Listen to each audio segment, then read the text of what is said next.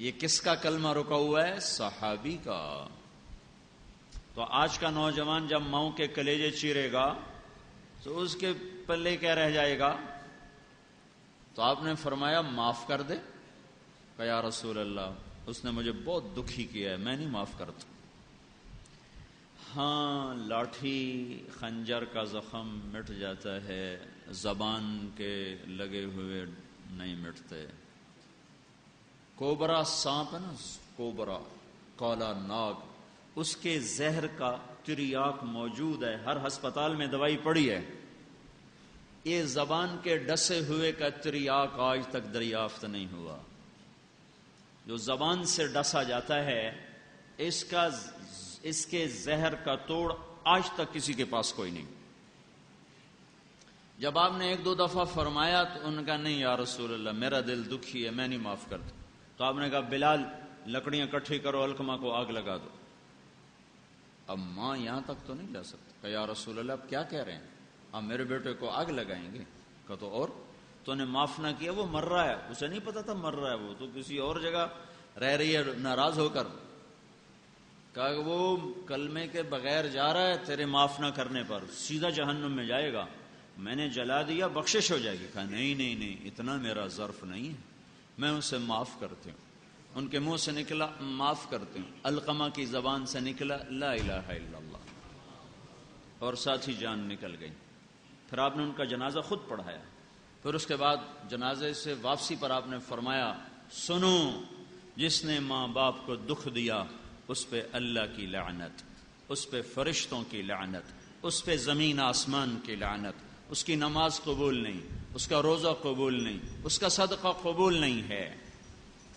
یہ منفی پہلو بتایا۔ مثبت پہلو، ہمارے نبی جنت میں تشریف لے گئے تو آپ نے قرآن کی تلاوت سنی، آواز آ رہی ساری جنت۔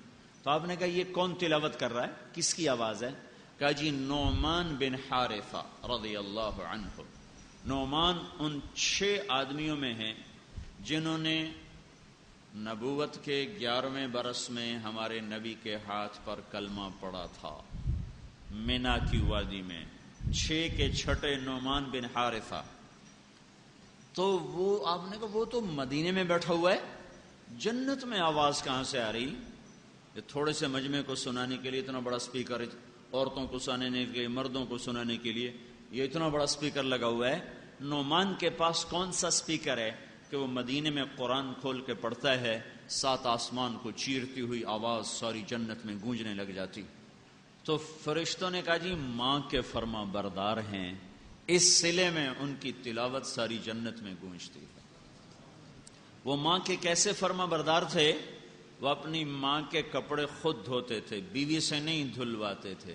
ہم اپنی بیویوں سے کہتے ہیں میری ماں کی خدمت کر، میں فارغ نہیں تو کر، اس کے ذمے نہیں، جس کے ذمے وہ کہتا میں فارغ نہیں ہوں، جس کے ذمے نہیں اس کو رگیتا ہے کہ تو کر۔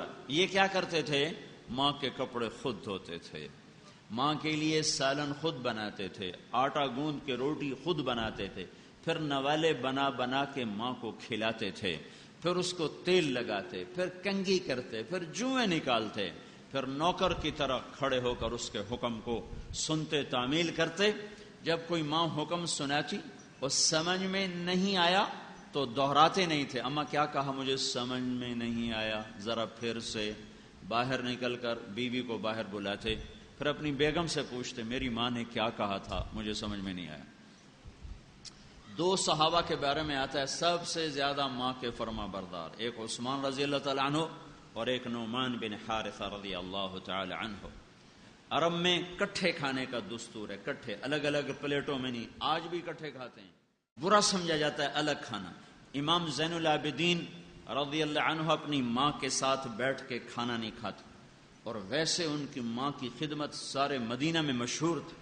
تو ایک دن کسی نے کہا آپ ماں کے ساتھ کھانا کیوں نہیں کھاتے؟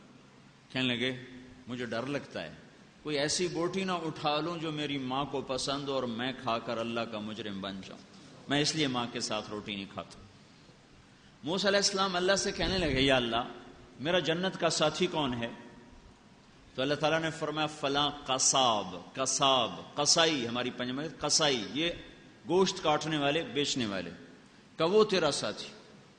موسیٰ علیہ السلام نے پوچھا کہاں؟ فلاں بازار، یہ نام. بڑے حیران کہ قصائی موسیٰ کلیم کا ساتھی. بازار گئے، ایک قصائی گوشت بیچ رہا ہے، کاٹ رہا ہے، اور قصائیوں کی طرح شام ڈھلی، گوشت کا ٹکڑا تھیلے میں ڈالا، کندھے پہ لٹکایا، گھر کو چلا. موسیٰ علیہ السلام ساتھ ہو لیے. جب وہ گھر میں جانے لگا، میں آ جاؤں؟ اس نے پہچانا نہیں، کہا آ جاؤ. دونوں اندر. اس نے جا کے گوشت کاٹا، ہانڈی پہ دھرا، ہانڈی کو چولہے پہ دھرا اور اس کو پکانا شروع کیا. پھر آٹا گوندا، روٹی پکائی، سالن پکایا، تھالی میں ڈالا. اٹھا کر ایک عورت لیٹی ہوئی تھی بالکل بوڑھی ضعیف، اس کو کندھے کا آسرا دے کے بٹھا کر نوالے بنا بنا کے اس کے منہ میں ڈالتا رہا. جب وہ اس نے کا پیٹ بھرا تو اس نے اشارہ کیا بس، تو اس نے اس کا منہ صاف کیا، اس کو لٹانے لگا تو وہ بڑبڑانے لگے. موسیٰ علیہ السلام نے فرمایا یہ کون ہے؟ کہ یہ میری ماں ہے. میں صبح جب دکان پہ جاتا ہوں تو اس کے سارے کام کر کے جاتا ہوں، جب آتا ہوں تو پہلے اس کی خدمت کرتا ہوں، پھر اپنے بچوں کو دیکھتا ہوں. تو موسیٰ علیہ السلام نے فرمایا یہ کچھ کہہ رہی تھی جب تم اس کو لٹا رہے تھے؟ کہا جی یہ ماں ہے، مائیں تو ماں ہی ہوتی ہیں، ماں تو ماں ہی ہوتی ہے. جب بھی اس کی خدمت کرتا ہوں تو یہ شروع ہو جاتی ہے اللہ جنت میں تجھے موسیٰ کا ساتھی بنائے. بلا میں کہاں اور موسیٰ کہاں؟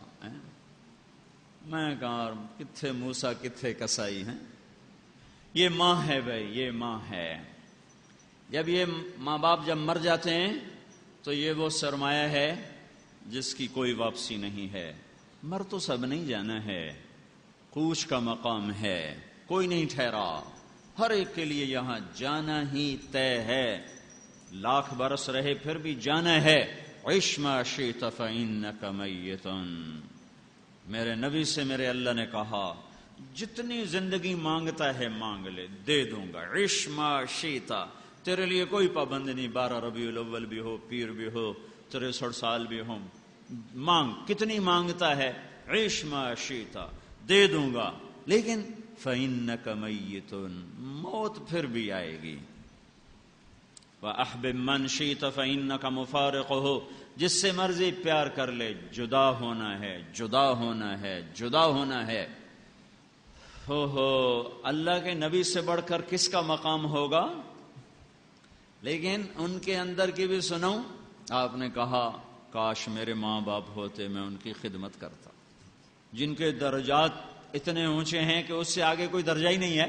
اللہ کے عرش کے ساتھ آپ کی جنت ملی ہوئی ہے. وسیلہ جو ہم ہر اذان کی دعا میں کہتے ہیں آت محمدن الوسیلہ، یا اللہ تو ہمارے نبی کو وسیلہ عطا فرما. وسیلہ جنت الفردوس کا وہ مقام ہے جو عرش کے ساتھ لگا ہوا ہے، جیسے یہ پنکھا چھت کے ساتھ.